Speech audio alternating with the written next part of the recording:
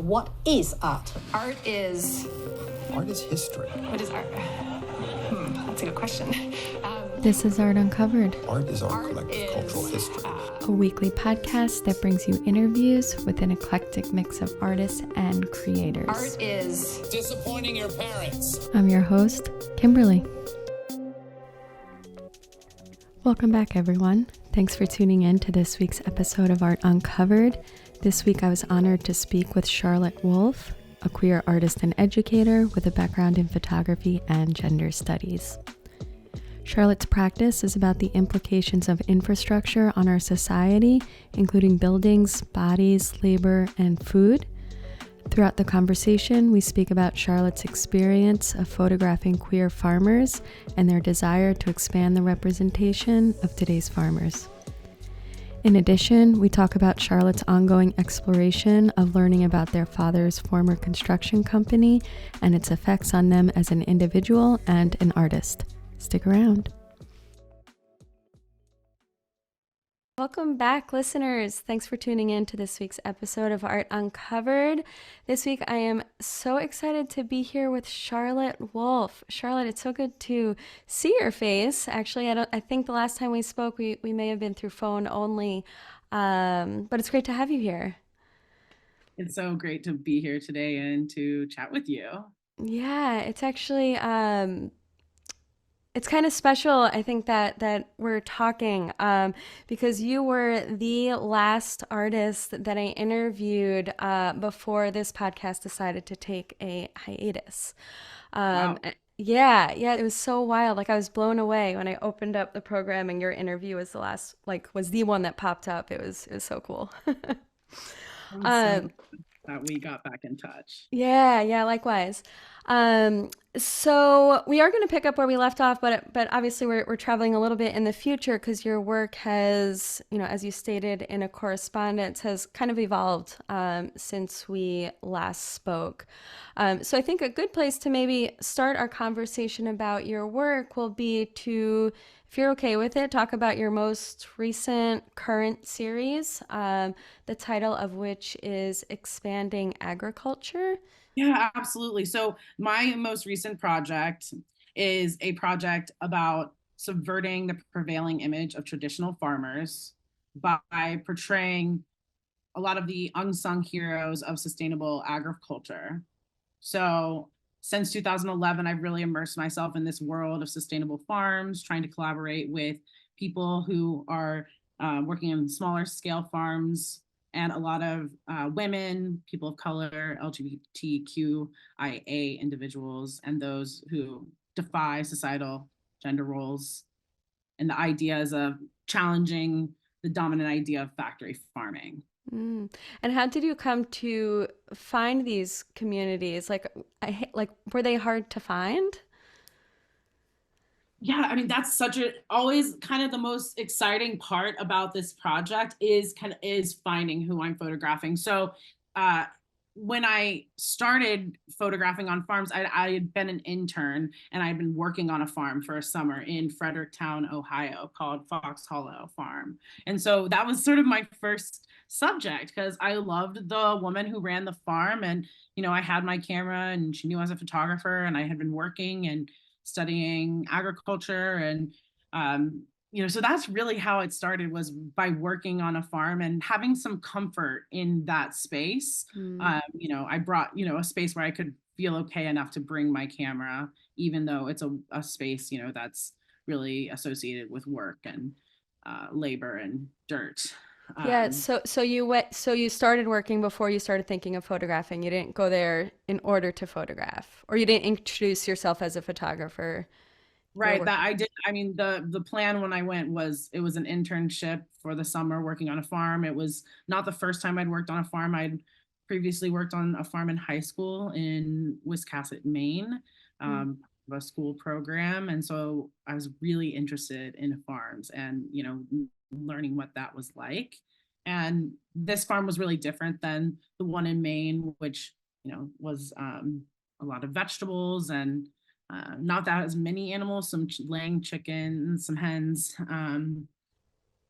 But the one in Ohio was a lot more meat, lamb, cattle. So I learned a lot there. And then I, was studying photography and gender studies in school.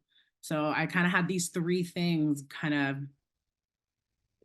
rattling around in my brain: farms, photography, gender theory. That's excellent. Did you hope that one day you could kind of weave them together, or were they kind of existing as these parallel paths and, that were kind of separate from each other? When I started, I thought I was very smart about how I was weaving this together, and I was really excited about it. And, the hard thing was that, as a college student, college ended, I left that place. I moved to cities. I lived in Chicago for a few years. I lived in New York City for a while. And so I really had to find different ways to photograph farmers and get out of an urban space. And I honestly got discouraged. And so I think that's why I kind of stepped back from it for a while. So what did you get discouraged? What discouraged you? I think it really would be my own, like, discipline, probably. And people would always be like, well, you can photograph urban farms. And, that just wasn't the same. I see. I would love to expand to urban farming, but it was a lot. I was able to be a lot more productive, not inside the city. It was also, I think that was a really harsh reality to face as an artist, that I make better work when I'm not in the city. I mean, I still like to take pictures in the city, but I think there's a different pace and comfort level, I feel. Oh, that's wonderful. You found that for yourself. I'm curious about the title, because before we spoke about this project, my assumption was that it was a reference to an essay that I read a number of years ago by Rosalind Krauss called Sculpture in the Expanded Field. And my interpretation of this essay is definitely not, don't quote me on it, but my remembering of the essay was that she was trying to basically redefine what sculpture is and what sculpture can be. So I'm curious if you had similar goals in terms of expanding what we know to be agriculture. Yeah, that's such a cool question. And it made me go and look at that article either again or for the first time. But so I was really thinking a lot about language here. I mean, when I started this project, I had called it Women in Agriculture. And that was really what I was focused on in 2011. And now I kind of have changed my definitions of what I think is most interesting. And I also wanted to expand my definition of what a woman is, which is kind of what the whole point of the project is. And I think I had some friends like actually point this out to me. So shout out to you, you know who you are. And so I really was thinking about how can I come up with a new angle and also open up this project. And so expanding agriculture kind of fit for me. One thing I kept, whenever I was looking up research, I kept kind of finding articles that were similar topics called breaking the grass ceiling or something like that. And I was breaking, it's good, but a little bit too much and it's already been done.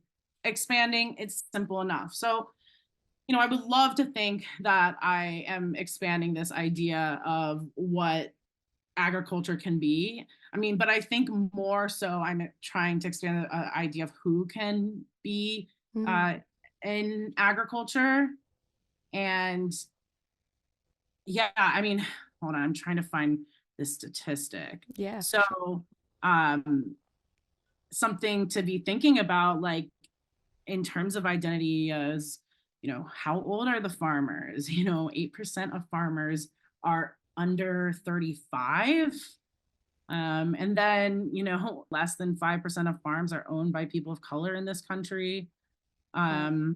So there's a lot of scarcity. And so I do think identity and thinking about that is really important to, diversify this world. And So Can I ask you, do you know any statistics about women in farming? not off the top of my Yeah, head. yeah. I'm Mm, curious. We could definitely find some. I mean, um, yeah, like the average age of farmers is 65. Like I think a huge thing is the age. And Wow. Yeah. honestly, I don't know if we talked about this as much, but that was kind of, this is making me think I really should be documenting this side of it too, is that, farmers are getting old and they are having to stop working because it's a hard job on the body. And, that was kind of, I was kind of seeing that as like a barrier because a lot of my subjects where I live are white 65-year-old women. And, Mm. but that is the reality of what a lot of farmers are, or, are working alongside their husbands as well. There's a lot of like duality there of like the husband does the labor and the woman does the front facing work. Some binary happens there. I mean, of course people do different things, but like that's what a lot of the older generation was doing. So How can they sustain that practice for up until 65? My parents are in their mid to late 60s now, and I can't imagine my father working on a farm. It's I wild. mean, it's crazy. I Yeah. photographed 2011. I photographed a woman who I believe was 91 when Oh, I that's photographed so her. badass. That is the Um, coolest thing and ever. she was so cool. Helene Patrick, Oh rest in my peace. gosh. Um, and so yeah, I mean, I have gone back and re-photographed some of these people from 2011 who are still here and willing to talk to someone affiliated with Kenyan. I did reach out to some people, and Love it. something that happened in 10 years is Trump, and America's changed in a lot of ways. So some of these people I don't think really wanted to hear from me, or like, I don't know, had a lot of other things going on in their life. But it's been really cool to reconnect. Hmm. Um, and but yeah, I mean, younger people need to get into farming. It's not very sustainable for young people in farming either, and that's hard. Mm. That was kind of something I learned through the photographing and through talking to people, is most people don't have their own farm. Most people have some sort of lease or agreement or renting, and that creates its own set of positives, negatives. But when you're talking about agriculture, like a year is not a long time. So a lot of these are in like 10 years, 100-year leases are a thing. But there's Yeah, not just thinking about yeah. the statistics that you mentioned. So such a small percentage of people are under the age of 35. So what's going to happen when the older generation dies off? Like, do you think there's a danger of farms, just not enough farms to feed enough people? I mean, no farms, no food, right? Like Yeah, that yeah. is that is or is the food becoming further and further from the farm? And I mean, I Hmm. think that goes back to why I'm interested in agriculture in the first place, is this uh, desire to come back to the organic or the grown naturally produce. Hmm. When you walk into a grocery store and most things are packaged, it's hard. I mean, I struggle with it, and yeah, my strength is not necessarily my physical or being a farmer, so that's hard. It's hard reality to swallow too. What is my own strength and how can I promote this in my work? And I that's what I'm here to try to do, is make people think about these things. Maybe Stefano said uh, in the panel over the summer, the queer farmer panel, that just trying to encourage people to try a different cut of meat at the butcher is even something that you can do to support farmers. Wow. Thanks again for tuning in, y'all. We're just going to take a quick break here to make a few announcements. First, we're excited to announce that we are now on YouTube. So if you are listening to this episode on Spotify or Apple Podcasts or anything like this, and you're curious to have some visuals of myself, my guest, and their work, head over to Art Uncovered Podcast on YouTube. Also, as I mentioned at the beginning of the episode, we are now officially a 501c nonprofit. So if you would like to ensure the continuation of this podcast, please donate. Any amount that you contribute will be very much appreciated. You could donate on our website at artuncoveredpodcast.com. And that's it for the announcements. We will continue now with my conversation with Charlotte about their project, Expanding Agriculture. So with this series, it almost feels like your photos are made for these people, as opposed to just of the community. Do you have any, any thoughts on that? Or is that something that you thought about while taking these portraits and visiting these people's intimate workplaces? Yeah, I mean, I'm really glad you brought it back to that, because honestly, you saying that feels like a huge compliment to me, because that is something I'm thinking about. I'm thinking a lot about what it means to be a photographer and going to really any community, especially one that, I have some alignment, but like ultimately I'm an artist and I'm not a farmer. I have worked on a farm, but that's different. So, I'm really wanting to make this experience a positive situation for everybody. And, everybody has a different level of what they're looking for as well. So, last summer, I showed the work that I had made in 2022 at Shaw North residency in Pine Plains at a farm, at Kate's farm, Foxtrot.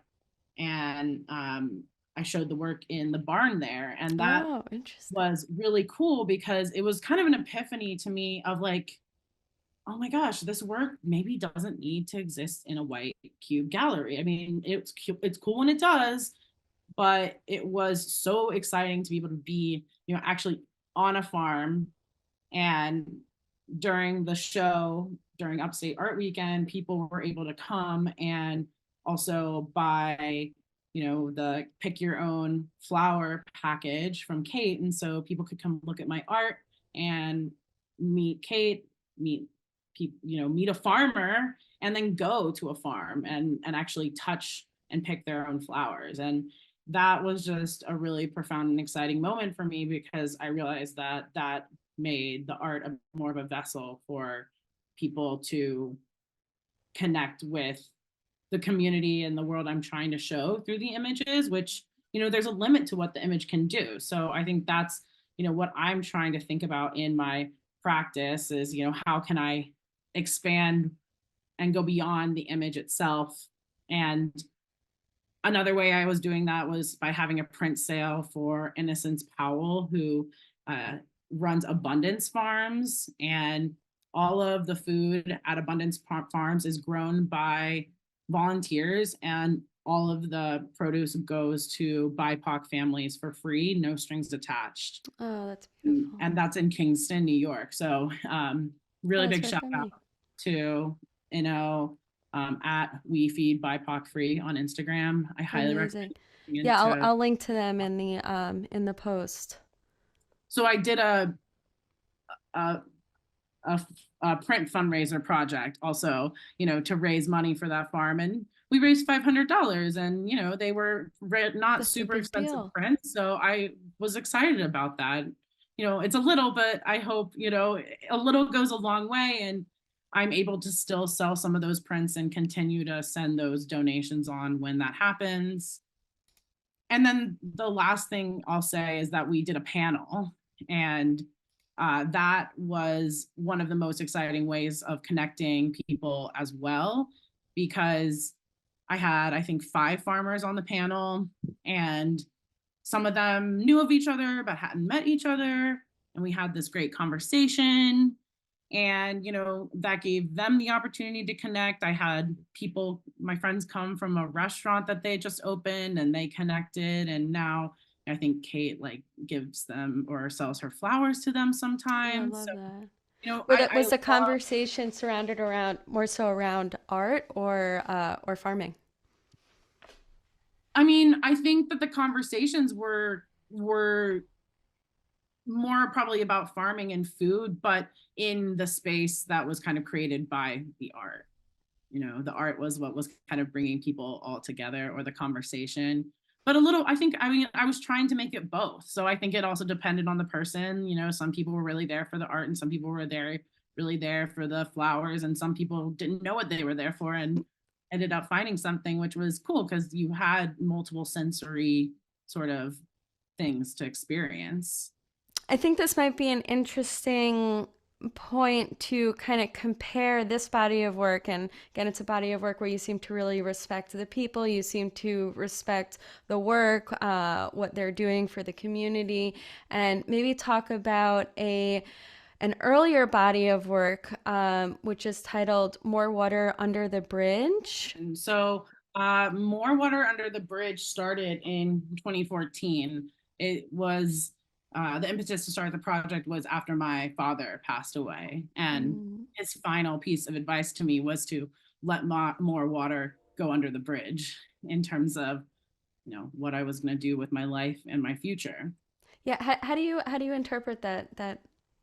Actually, before you continue, I just want to kind of make note as to why I thought this was an interesting transition to go from your body of work where you seem to really embrace and respect and want to honor the traditions of these independent farmers, and switching to an earlier body of work in which you're talking about your family's business, which your dad was a part of, and based on your statement online, it seems like you were a bit critical of that work.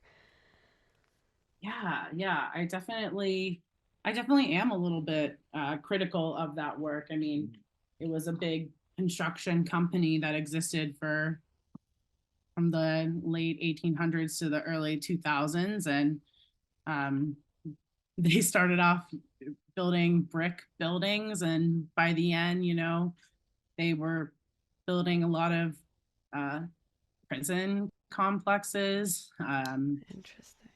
I mean, they were a very prolific company all over the world. So, honestly, the list is wild. So, this project to me, these images are from a very specific period of time, but it is a project I still add images to, and I'm still returning to places that my ancestors, were part of building. And, I'm hoping to keep being able to do that, to keep adding to this sort of archive, because a lot of the people are gone, but these buildings aren't. So I'm thinking a lot about, monument and legacy. And then connecting to, one thing is that I think, yes, I'm very critical. I mean, especially as this project ages, and, I started it, like I said, in 2014, and so much has happened politically, and I understand my family and my privilege, and especially coming from, the white family in the South, like, what does that mean? But it's also a lot more complicated than that. My father was from New York, so that's why there's a lot of New York imagery, and he was Jewish. So I always was sort of, it's a very like complicated mix of stories and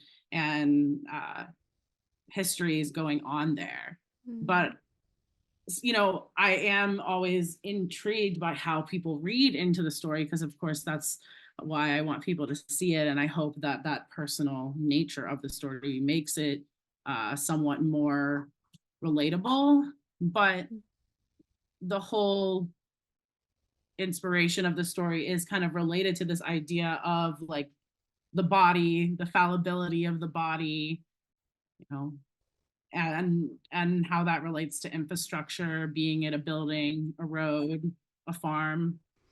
And I'm curious because the images that I was just kind of circulating through on your website from this project, your portraits are also equally as beautiful. I'm curious if if it was easier or harder, because were those people like family members that you know closely? Most of them were, yes, family members that I knew and know closely, but there were a few that I didn't know very well, but had worked with my father. So Oh, I did, interesting. that's something that I do try to do a little bit of reaching out to people who worked with him, but that was really hard. Yeah, that was my Project was question. a very emotional, every time to go and talk to somebody who knew my father, it was just very hard. And I mean, this year is the 10-year anniversary of his passing. And so in my mind, I was kind of like, oh, I'll publish the book in this year. But now that we're here, I'm starting to realize, oh, like, maybe it's the next 10 years, or like what I do with the next 10 years that I maybe have a little bit more emotional understanding and space. It might be different. And my interest changes. Like, I'm really interested in this idea of the body related to labor as well. And who, we didn't see a lot of who was doing the labor in the images that were from the archives I was working with the construction company. So I think that's also kind of what I'm looking for in the farmers is, who's doing this labor, and like kind of the opposite of these guys in suits in the boardroom. Beautiful connection. So Charlotte, do you have any upcoming shows or anything like this that you would like to share with us? Yeah, so I'm really excited to be featured in the Every Woman Biennial, which is at La Mama Galleria on 47 Great Jones Street in New York City. This iteration of the Every Woman Biennial is called I Will Always Love You. And the opening reception is Saturday, March 2nd from 1 to 4 p.m. And there are a lot of incredible artists in this show. And I'm excited to be featuring a portrait of Kaya from Gentle Time Farm.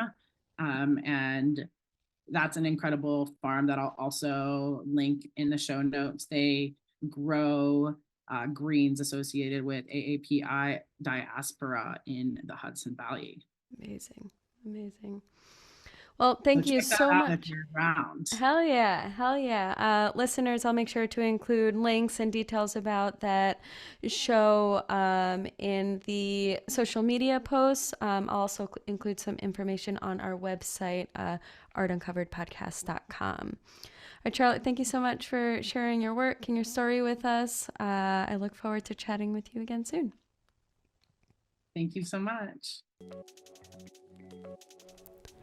That's all for this week, listeners. Be sure to tune in next week as I'll be discussing topics such as religion, painting, and the Grateful Dead with New York-based artist James Stamboni. In the meantime, don't forget to visit us on YouTube, Art Uncovered Podcast, and our website, artuncoveredpodcast.com. There you'll find featured and past episodes, along with links to our social media and our donation page. Thank you, as always, for your support, and we will see you next time. Bye-bye.